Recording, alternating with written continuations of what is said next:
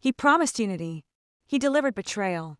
Now, the Labour Party is on fire, and Keir Starmer stands in the ashes of his own leadership. What has triggered the biggest rebellion in modern Labour history? Stay tuned, because this changes everything. The question now isn't if, but when. The revolt inside Labour has escalated into a full-scale crisis. What began as whispers in backrooms has turned into open defiance. At the center is Keir Starmer, once hailed as a unifier, now viewed as a disconnected leader clinging to a crumbling position. The Labour Party, long the voice of the working class, is splintering under the weight of what many consider a betrayal. Over 150 Labour MPs are reportedly preparing to act. Formal letters demanding Starmer's resignation are circulating. Shadow cabinet members are threatening collective resignations. Local party branches are passing no-confidence motions. Constituency Labour groups are openly denouncing his direction. Allies have become critics. His base feels abandoned. Starmer's leadership hangs by a thread. "You're not leading, you're just standing alone." That whisper now defines the rebellion. This isn't mere dissent.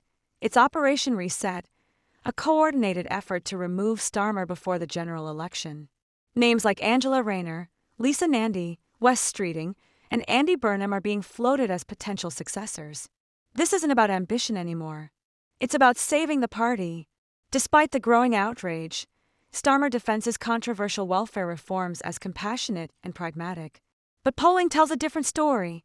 Collapsing support among working-class voters, disabled communities, and lifelong loyalists.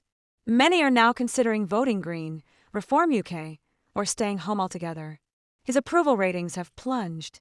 Once seen as a principled alternative to conservative chaos, Keir Starmer is now described as cold, managerial, and out of touch. Even the media that once cautiously supported him has turned, questioning whether Labour under his leadership is any different from the Tories. Starmer tried to reset the narrative with a national speech. But there was no apology, no empathy, only emotionless talk of modernization and tough choices. It felt more like a corporate memo than a political address. Instead of reassurance, it confirmed what many feared. Starmer no longer sees the welfare state as a lifeline but as a ledger item. Protests erupted in Southwark.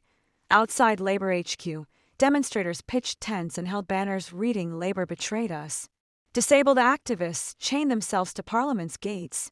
Former Labour supporters took to social media and television, sharing raw, painful stories of survival and despair, explaining how the cuts would devastate their lives. Inside government, resistance intensified. Civil servants in the Department for Work and Pensions threatened mass resignations.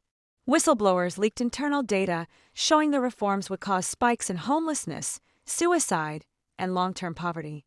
These warnings weren't hypothetical. They were credible and chilling. What began as frustration has become an ethical reckoning. Dozens of MPs have defied the whip. A shadow cabinet walkout is reportedly being timed with the next welfare vote. If it goes ahead, Starmer's authority could disintegrate in real time. Meanwhile, Conservatives in Reform UK are poised to capitalise. Rishi Sunak's team is crafting attack ads targeting Labour's chaos.